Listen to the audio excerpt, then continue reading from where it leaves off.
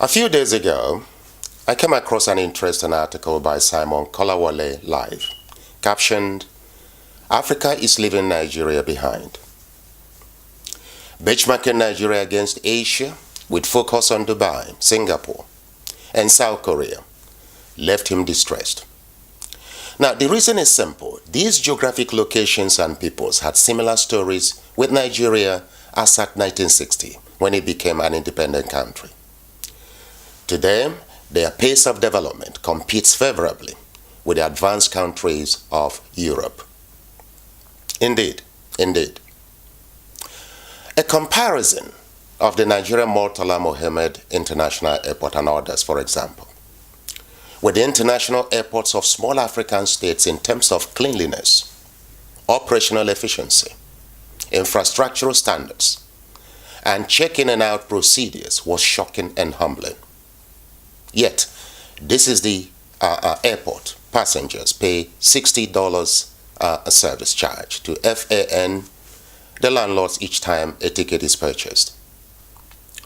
Similar African states have left the giant of Africa behind, says Simon Kolawole Live. For example, Ethiopia has launched a metro rail in Addis Ababa, a project delivered within 6 years for less than $500 million and handles 15,000 passengers per hour. 15,000 per hour. Kenya has inaugurated a standard railway line of 470 kilometers. It took 3.5 years to complete and boasts of terminals of international airport standards. Now, compare this to the billions of US dollars sunk in railways over the past 20 years in Nigeria. In 2005, Nigeria launched the National Health Insurance Scheme with a promise of universal coverage by 2015. Rwanda understudied it years later. Today, Rwanda has achieved nearly 100% coverage, and the statistics on maternal and infant health are among the best in the world. As for Nigeria, we are stuck at 3%. Simon's article draws attention to a number of other examples that left me with no other option than to agree that indeed Africa has left Nigeria behind. Well, there are other troubling developments. While Saudi Arabia, Kuwait, Qatar, United Arab Emirates, and Turkey, the heart and soul of Islam, are investing in Western education and transforming their economies through modernized and progressive governments, Nigeria is introducing and enforcing Arabic and Islamic studies in our education and assessment systems, in addition to medieval leadership structures, which have crippled our economy and divided the nation into ethnic and religious lines. Now, religiosity has gained supremacy over industrialization and economic, technological, and social progress. How unfortunate. Look, in a country lacking adequate medical care facilities, world-class education infrastructure, regular power supply, and good roads, regrettably, recovered loots and other revenues are being diverted to misplaced priorities. Our economy is in trouble. According to IMF, 40% of our annual revenue is spent on servicing interest repayments on debts. Nigerian government gross debts are 33% of its gross domestic product, GDP. 70% of the federal budget is allocated to paying salaries and other recurrent expenditure. The other thing here is this. The way Nigeria is currently structured promotes wealth sharing and kills wealth creation, hard work, and regional and citizenry productivity. We are all suffering from the extremely damaging effects of caliphate colonialism introduced by the Yakubu Gowon's government since 1967. Therefore, Nigeria is on the verge of collapse because of structural defects. For example, the 2017 Annual State Viability Index reveals that Nigeria has only 8 viable states out of 36. 8. 17 states are insolvent and incapable of survival without the federal feeding bottle system. However, in the interest of these unsustainable states. Calls for restructuring the country has been muted, despite the potential to retrieve Nigeria from the brink of collapse and put it back on track to peace, security, and prosperity. Now, millions of university graduates remain unemployed for up to 10 years. Up to 10 years.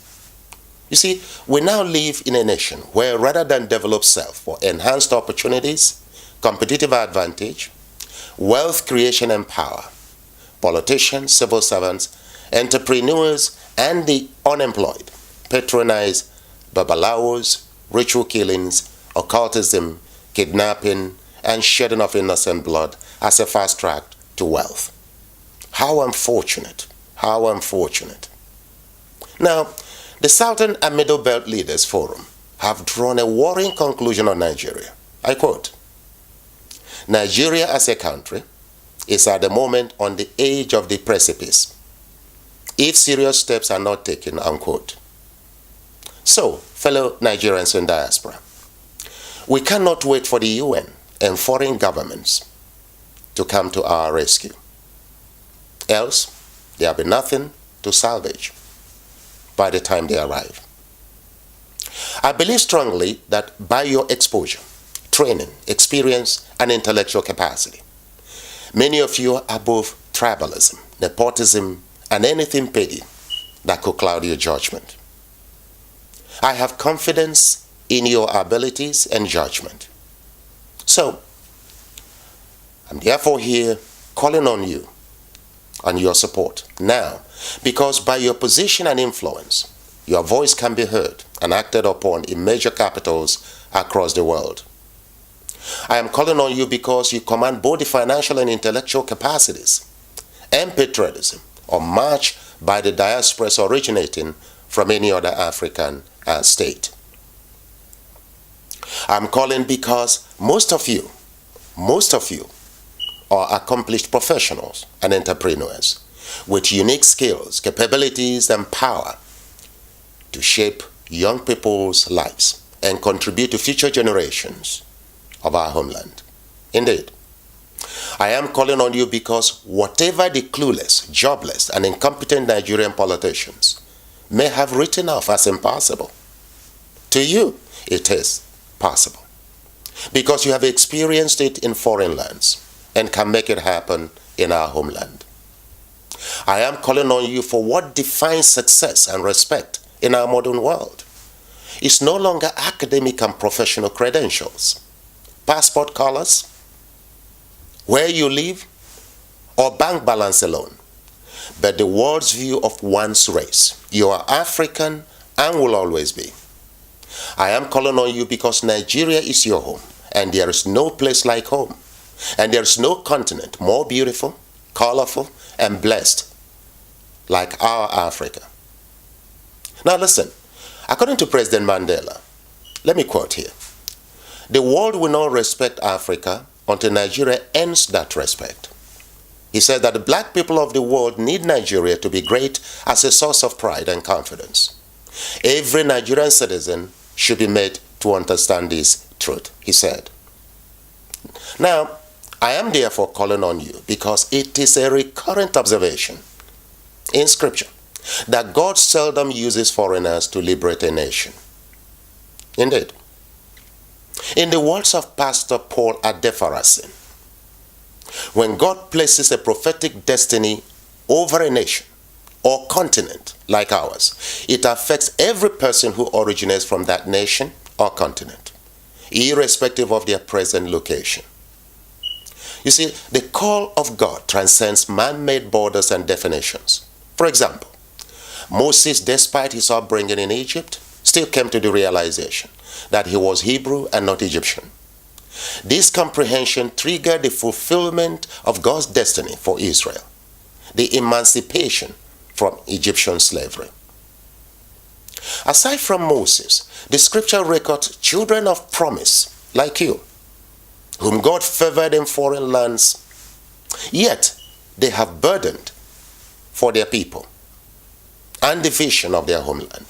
though living comfortably and domiciled in other nations. For example, Joseph, Ezra, Nehemiah, and Daniel. You see, fail to respond today and the delicious chicken, chips, and burger in your mouth right now could taste sour and sorrowful when the ugly events start unfolding in the near future. You wouldn't let it happen, would you? Thank you.